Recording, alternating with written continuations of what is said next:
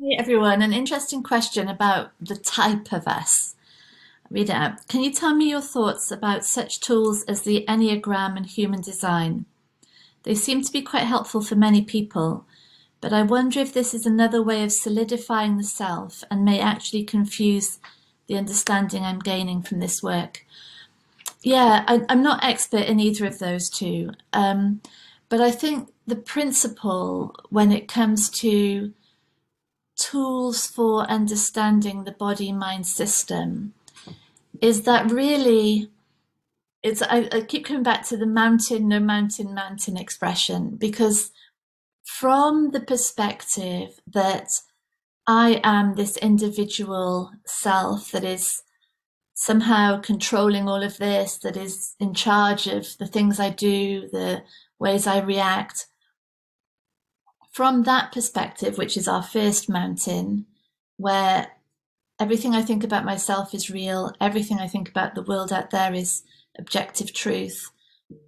From that perspective, tools that look at the personality or the character or the tendencies, the inclination, they just get wrapped up in the ego, don't they? They become, this is what I am. And they, when they're fully identified with, then they can be defended if they get challenged. They become the zone that we don't operate out of. They become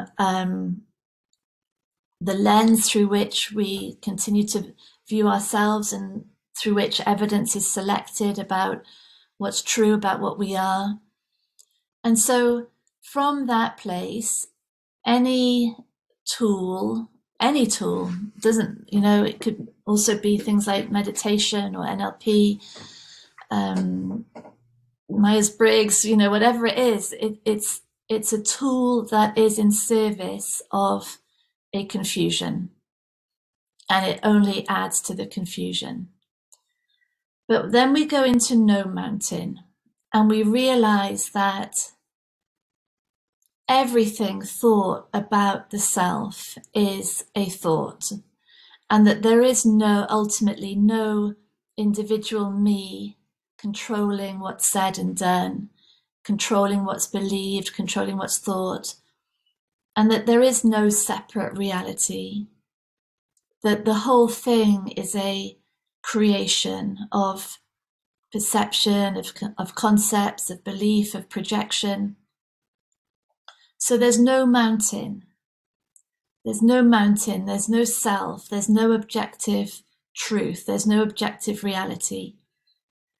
And then, and that's a return back to the space in which all arises. It's a return back to what is constant, what doesn't change, what is independent of belief, which is the awareness that we are, or the aliveness that we are.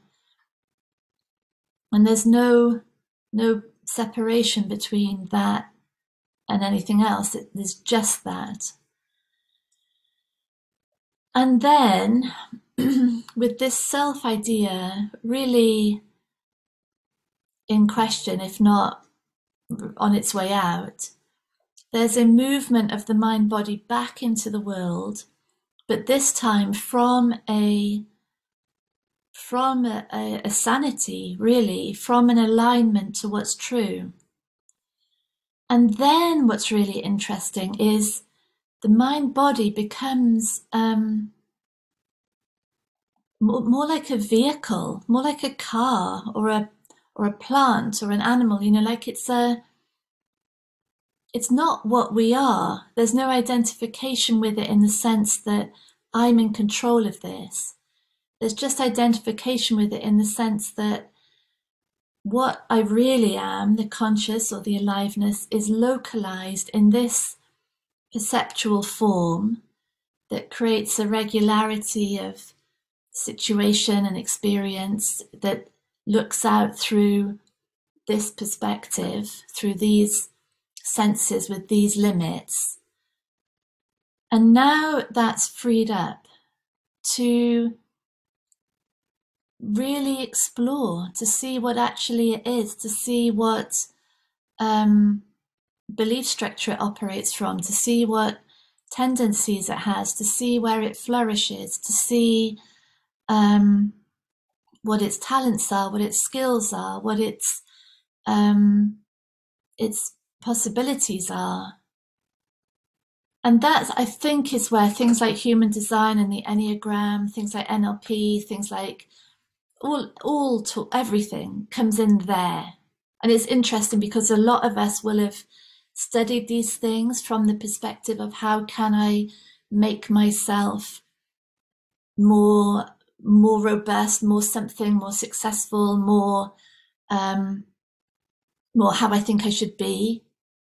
And then there's this sort of journey through this conversation that, like, oh my God, that whole search to be something was coming from a total confusion about what's true.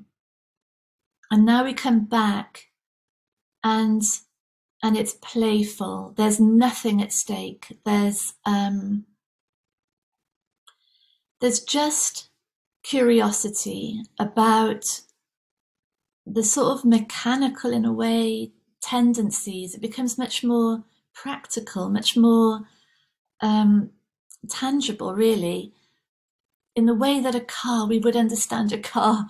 What's the tendencies of my car? How does my car flourish? You know, what sort of drives is it best on? What creates problems for it? What temperatures? You know, things like that. It's the same thing. It becomes so impersonal that a whole world is opened up. And in that space, I think everything is available. There's nothing that really can be ruled out because we're continually curious, you know, about these links. There's less and less possibility of any separation between anything now. The whole thing starts to be seen as one total system that this body mind plays a role in, without any division between it and everything else. So I think there is enormous value in these things from the understanding of what's true. Yeah. Okay, thank you. Bye.